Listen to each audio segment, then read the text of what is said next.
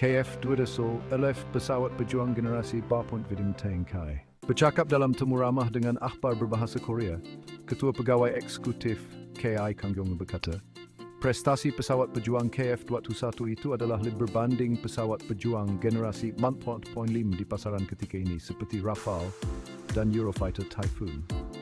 Pesawat pejuang KF-21 Boramae yang sedang dibangunkan oleh Korea Aerospace Industries (KI) lebih sesuai dikategorikan sebagai pesawat pejuang generasi 4.9 kerana kecanggihan teknologi dan prestasinya yang lebih hampir kepada pesawat pejuang generasi kelima berbanding pesawat pejuang generasi 4.5. Bercakap dalam temu ramah dengan akhbar berbahasa Korea, Ketua Pegawai Eksekutif KI Kang Yong berkata, prestasi pesawat pejuang KF-21 itu lebih baik berbanding pesawat pejuang generasi 4.5 di pasaran ketika ini seperti Rafale dan Eurofighter Typhoon.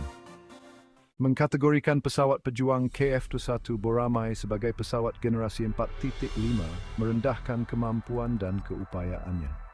Berbanding dengan pesawat generasi 4.5 yang lain seperti Rafale dan Eurofighter Typhoon, prestasinya KF-21 adalah jauh lebih baik. Jadi saya memanggilnya pesawat pejuang KF-21 generasi 4.9 yang lebih dekat kepada pesawat pejuang generasi kelima daripada segi prestasi dan kemampuannya.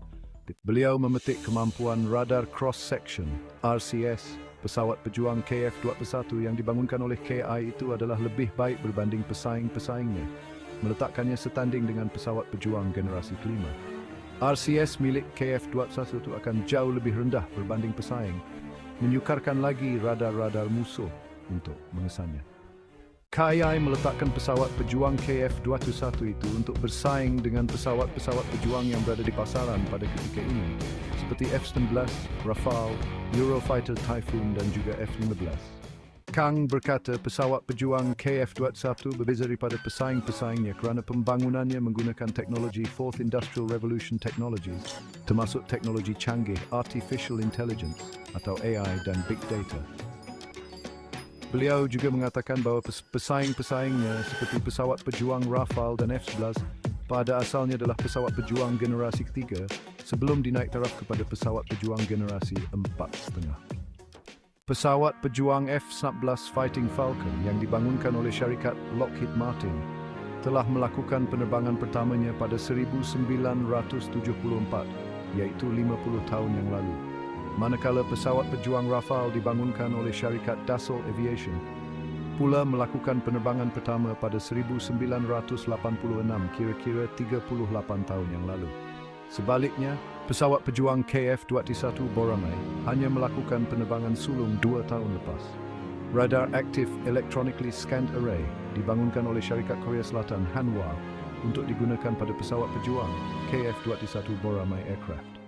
Pesawat pejuang KF-21 akan mengalami evolusi ke pesawat pejuang generasi kelima dan berpotensi untuk terus meningkat ke tahap pesawat pejuang generasi ke-6, kata Ketua Pegawai Eksekutif KI itu. Pesawat pejuang KF-21 itu akan dilengkapkan dengan radar ESA, Active Electronically Scanned Array, dan pelbagai sistem serta penderia moden, selari dengan teknologi terkini seperti AI dan banyak lagi. Satu lagi, kelebihan yang dimiliki oleh pesawat pejuang KF-21 adalah kosnya, kerana ia dianggarkan akan lebih murah di antara 30% hingga 40% berbanding pesawat-pesawat pejuang yang bersaing dengannya. Dan usaha untuk mengurangkan kosnya masih berterusnya menerusi pengaplikasian proses otomasi dalam pembangunannya. Pesawat prototipe KF-21 pertama berjaya melakukan penerbangan sulungnya pada 2022. Dan selepas itu ia telah memulakan kira-kira 2,000 penerbangan ujian yang perlu dilakukannya untuk menguji pelbagai sistem dan komponen. Anak Prisit Skronovici, Medive in the Bungling Beach, Otua Cop.